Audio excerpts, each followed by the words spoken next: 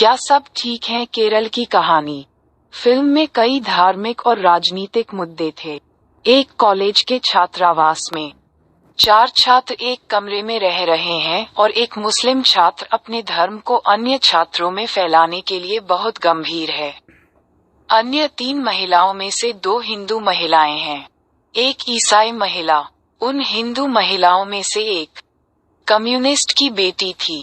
मुस्लिम महिला का उद्देश्य इन तीनों को अपने धर्म की खामियों को इंगित करना और उन्हें इस्लाम की ओर आकर्षित करना होगा।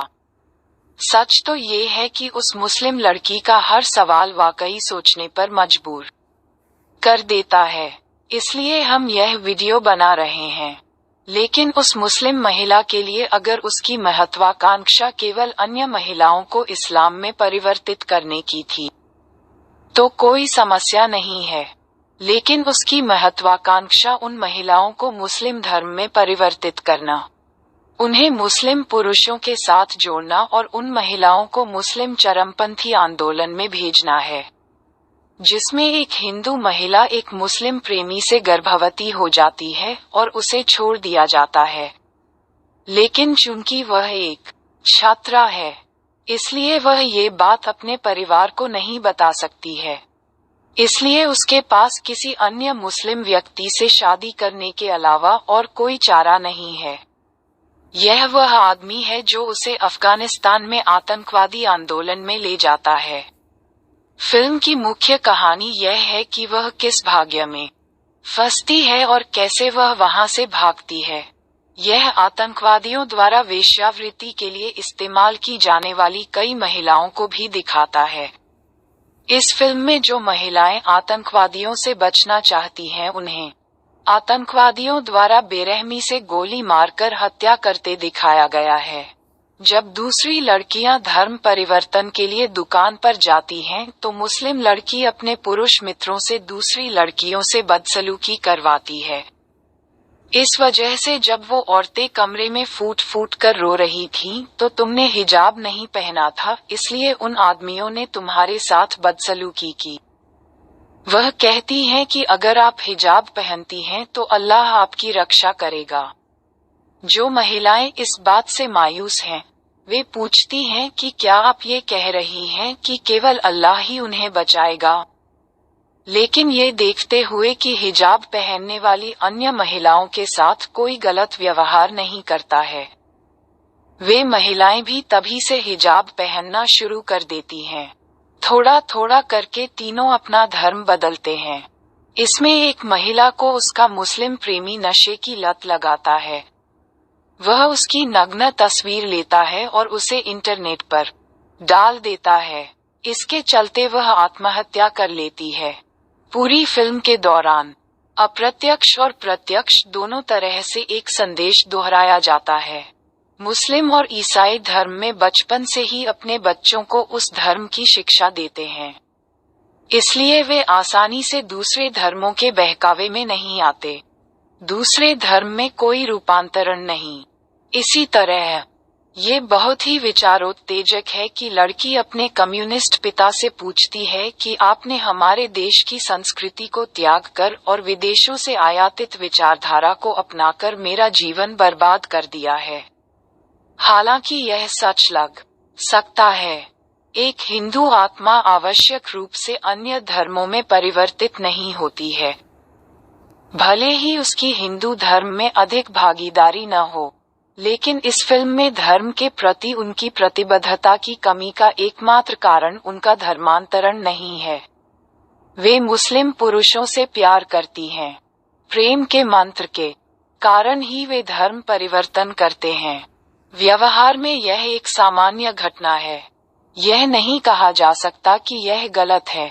शायद शादी के बाद भी अगर दोनों अलग अलग धर्मों का पालन करते हैं, तो वहां निश्चित रूप से शांति नहीं है। ये सच है कि कोई भी व्यक्ति जो अपने धर्म से इतना जुड़ा हुआ है, वह कभी भी किसी दूसरे धर्म के व्यक्ति से प्रेम या विवाह नहीं करेगा। पता नहीं भारत में मुसलमान दूसरे धर्मों की निंदा कर रहे हैं या नहीं, लेकिन मैंने कई बार सुना है कि भारत से मुस्लिम देशों में गए मुसलमान वहां के दूसरे धर्मों की निंदा करते हैं। जब ये चारों महिलाएं एक साथ होटल में होती हैं तो हिंदू महिलाएं तुरंत खाना खाने लगती हैं, लेकिन मुस्लिम महिला और ईसाई महिला ईश्वर की पूजा कर रही हैं। हिंदू महिलाओं का सिर शर्म से झुक जाता है कि उन्हें ये पता ही नहीं है। उन्हें और भी बदसूरत बनाने के लिए मुस्लिम महिला कहती है कि भगवान की पूजा किए बिना खाना महापाप है। फिल्म में मुस्लिम महिला द्वारा पूछे गए 3 महत्वपूर्ण सवाल बहुत ही विचारोत्तेजक हैं।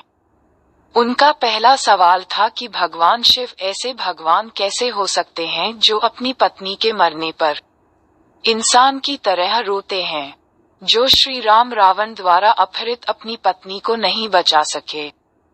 वे तुम्हें कैसे बचा सकते हैं, अकेले रावण को नष्ट करने में असमर्थ।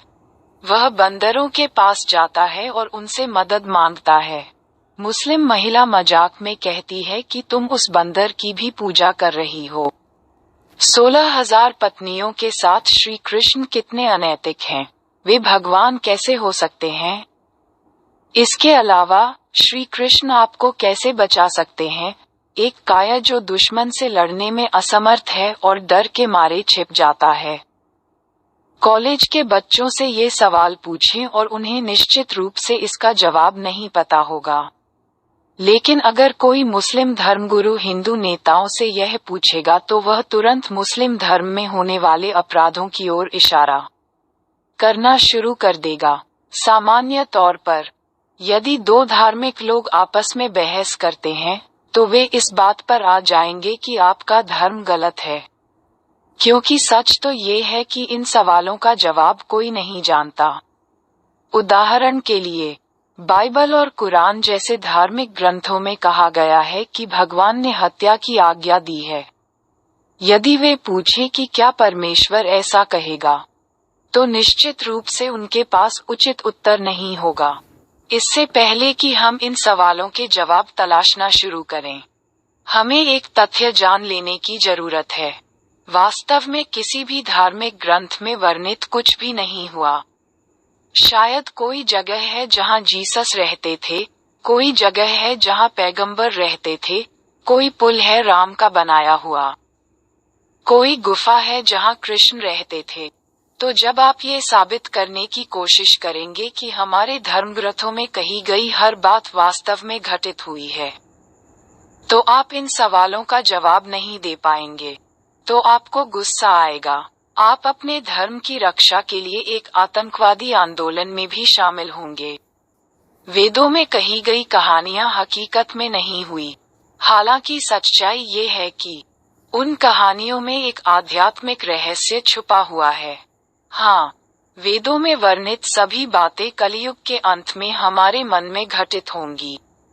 उन्होंने सभी धर्म शास्त्रों में कहा है कि ईश्वर के बताए मार्ग पर चलने से हम अपने भीतर के राक्षसों का नाश करते हैं। पुण्य शून्य ईश्वर का एक नाम, बाकी सब इंसान हैं। मनुष्य ही शास्त्र रचते हैं। वेदों का ईश्वर से कोई संबंध नहीं है। शायद भगवान ने किसी भी धर्म के शास्त्र रचे हों तो अंत में भगवान को आने की जरूरत ही नहीं है, क्योंकि सभी धर्म स्वर्ग का रास्ता खुद सिखाते हैं। यदि आप उन शास्त्रों का पालन करते हैं, तो आप स्वर्ग जा सकते हैं। तो फिर सभी धर्म क्यों कहते हैं कि भगवान अंत में आएंगे? उदाहरण के लिए, हिंदू धर्म में कृष्ण को अंत में भगवान कल्कि के रूप में और ईसाई धर्म में यीशु के दूसरे आगमन के रूप में कहा जाता है। हिंदू महिला बहुत गुस्से में पूछती है कि क्या अल्लाह ही उसे बचाएगा। वास्तव में उस शिव को दूसरे धर्मों में अल्लाह और परमपिता कहते हैं। हाँ, वह अकेला ही परमेश्वर है, तो वही बचाएगा। नहीं तो हिंदू धर्म में जो 33 करोड़ देवी देवता 5000 साल पहले इस धरती को स्वर्ग के रूप में बनाया गया था, वे दिव्य गुणों से भरे हुए इंसान हैं। यह वे देव हैं जिन्होंने पुनर्जन्म लिया है और अब कलियुग में पापी पुरुषों के रूप में हैं। यह उन्हें वापस देवों में बदलने के लिए है कि भगवान शिव अंततः एक बूढ़े व्यक्ति के शरीर में आते हैं और यह ज्ञान प्रदान करते हैं। यही वह ज्ञान है जो राजयोग ध्यान केंद्र में सभी ब्रह्मा कुमारियों को मुरली के नाम से बिल्कुल निःशुल्क सिखाया जाता है। ये भित्ति चित्र यूट्यूब और वेबसाइटों पर सभी भाषाओं में उपलब्ध है। हम इस वीडियो के विवरण में इसके लिंक करते हैं। इसे अवश्य देखें और इसका लाभ उठाएं। इसलिए ये पूछना सही नहीं है कि क्या केवल अल्लाह ही बचाएगा। इसके बजाय उन्होंने शायद पूछा होगा कि क्या भगवान केवल मुसलमानों को बचाएंगे। हाँ, भगवान सबको बचाएगा। यदि ऐसा है तो प्रश्न उठता है कि इस संसार में इतना कष्ट क्यों है। उत्तर है, परमेश्वर आपके शरीर में आने वाली पीड़ा को ठीक नहीं करता है। शरीर में दुख आत्मा में काम, क्रोध, मोह, लोभ और श्रृंगार के भ्रष्टाचार के कारण होता है। तो भगवान शिव का काम केवल उस आत्मा के मैल को दूर करने का तरीका बताना है। इसलिए वह कलयुग के अंत में आते हैं। जब हम स्वर्ग में थे तो हमारे पास ये 5 रूप न होने का मुख्य कारण ये था कि हम नाशवान शरीर की चेतना में नहीं थे, बल्कि इस चेतना में थे कि मैं अविनाशी आत्मा हूँ जो इस शरीर को संचालित कर सकती है। आत्मा वह जीवन है जो 2 भौहों के बीच एक तारे की तरह चमकता है। इसलिए हिंदुओं में भौहों के बीच तिलक लगाने की आदत है। यह इसलिए था क्योंकि हम स्वर्ग में आत्मा की चेतना में थे कि हम बाहरी दुनिया के आकर्षण से प्रभावित नहीं थे और पूरी तरह से जाग रहे थे। तो हम हमेशा के लिए खुश हो गए, क्योंकि आत्मा का वास्तविक स्वरूप आनंद है। वही पृथ्वी जो पहले 2500 वर्षों तक स्वर्ग थी, अगले 2500 वर्षों में नरक में बदल जाएगी। उसका मुख्य कारण ये है कि मैं ये भूल गया कि मैं आत्मा हूँ और यह समझने लगा कि मैं नश्वर शरीर हूँ। देह अभिमान के कारण ही हम काम, क्रोध, मोह, लोभ, अहंकार के आदी हो गए और अनेक पाप किए। उस पाप के कारण ही हम अपनी शांति खो बैठते हैं। हम खुशी खो देते हैं। हम स्वास्थ्य खो देते हैं। कलयुग के अंत में जब उन्होंने सब कुछ खो दिया, तब भगवान शिव एक वृद्ध व्यक्ति के शरीर में प्रकट हुए और उनका नाम ब्रह्मा रखा। यह मुरली उस ब्रह्मा के मुख से सद्बुद्धि देती है। इस ज्ञान का सार फिर से अपने आप को अविनाशी आत्मा के रूप में महसूस करना है। मुझे हमेशा शिव के रूप में याद करो, रोशनी की सुनहरी दुनिया में एक स्टार के रूप में। तभी आत्मा के ये 5 प्रकार के मैल पूरी तरह से दूर होंगे। साथ ही भगवान कहते हैं कि प्रतिदिन मुरली सुनने से आपकी आत्मा दिव्य गुणों से भर जाएगी। जब इस प्रकार शिव की याद में डूबे हुए देहभान को पूरी तरह से भूलकर स्वयं को आत्मा की चेतना में स्थापित कर लेते हैं, तो आत्मान शिव के साथ खुशी से नृत्य करता है। यही कारण है कि पौराणिक कथाओं में शिव को अपनी मृत पत्नी को कंधे पर बिठाकर नाचते हुए दिखाया गया है। अर्थात शरीर के पूर्ण विस्मृति की स्थिति का उल्लेख पुराणों में मृत्यु की स्थिति के रूप में किया गया है। यदि आप इस तथ्य को जानते हैं तो आप मुस्लिम महिला द्वारा पूछे गए प्रश्न का उत्तर आसानी से दे सकते हैं। आज मनुष्य का मन बंदर की तरह दौड़ रहा है। भगवान हमारे वानर रूपी मन को दिव्य गुणों से भर देते हैं और हमें देवदूत बना देते हैं। हनुमान हमारे वानर से देवदूत बनने के प्रतीक हैं। हमारा मन बंदर जैसा इसलिए हो गया है क्योंकि रावण 5 विकारों में प्रवेश कर गया है। सभी आत्माएं अब उस रावण की दासी हैं। भगवान उस रावण का नाश कर देते हैं और आत्माओं को वापस देवदूत बना देते हैं। सभी आत्माएं सीता हैं। राम एक ही भगवान शिव को कहा जाता है। पिता शिव हमें ज्ञान देते हैं और सीता को बचाते हैं जो एक बंदर की तरह थी। इस ज्ञान को सुनने के बाद हम अन्य भाइयों को भी यह ज्ञान देते हैं और उन्हें रावण की कैद से छुड़ाने में मदद करते हैं।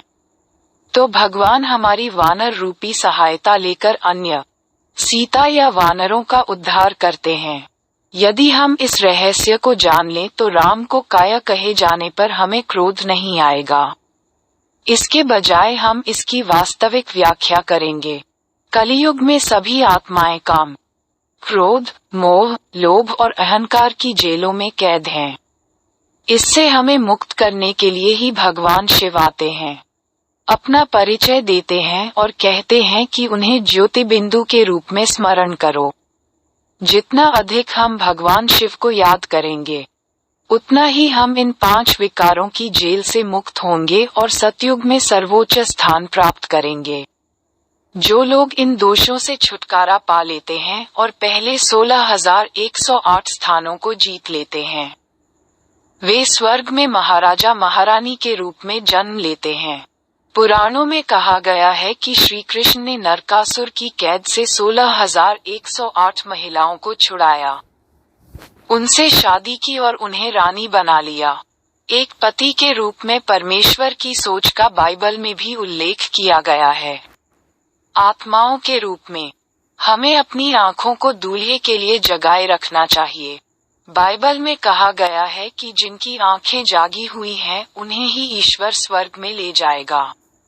कलियुग में 5 विक्रमों का अधिक प्रचलन है, इसलिए इससे बचकर पृथ्वी के ऊपर सुषुमा वतन में आ जाओ। सुखसुमा वतन के अनुसार सभी चीजें करें। भगवान कहते हैं कि इससे तुम 5 विकारों से मुक्त हो जाओगे और तुम पूरी तरह से सुरक्षित हो जाओगे। इसी की याद में वेदों में श्री कृष्ण ने दैत्यों से बचने के लिए समुद्र के बीच में सोने की द्वारिका बनवाई थी। कहा जाता है कि वह अपने लोगों को द्वारका ले गया। क्या ये भगवान का तरीका है कि आपस में मारपीट न करें और शांत रहें? या ये भगवान का तरीका है कि आप हाथ पैर तोड़ दें और उस व्यक्ति को मार दें जिसने आपको दुख दिया है? फिल्म के अंत में वे कहते हैं कि अगर सभी इस तरह धर्मांतरित हो गए तो केरल में हिंदू धर्म नहीं रहेगा। लेकिन हिंदू धर्म की आत्मा हिंदू धर्म में पैदा होती है, चाहे वह कितने ही जन्म ले ले। हिंदू धर्म वही है जो उन आत्माओं को पसंद है। अतः ये सत्य है कि जबरन धर्मांतरण से भी कोई धर्म नष्ट नहीं होगा। लोग कहते हैं कि सभी धर्मों को एक होना चाहिए, लेकिन अलग अलग तरीकों से अलग अलग धर्म कैसे एक हो सकते हैं? दिन ब दिन अनेक धर्म, अनेक मार्ग निकलते जा रहे हैं, तो कोलाहल और भ्रम ही बढ़ेगा। केवल एक धर्म मुक्त स्वर्ग ही एक सुखद संसार होगा जहां हर कोई सद्भाव में रहता है। तो ईश्वर के मार्ग से उस स्वर्ग को पाने का प्रयास हमें इस कलियुग के दुखों से बचाएगा और आनंदमय स्वर्ग में ले जाएगा। ओम शांति।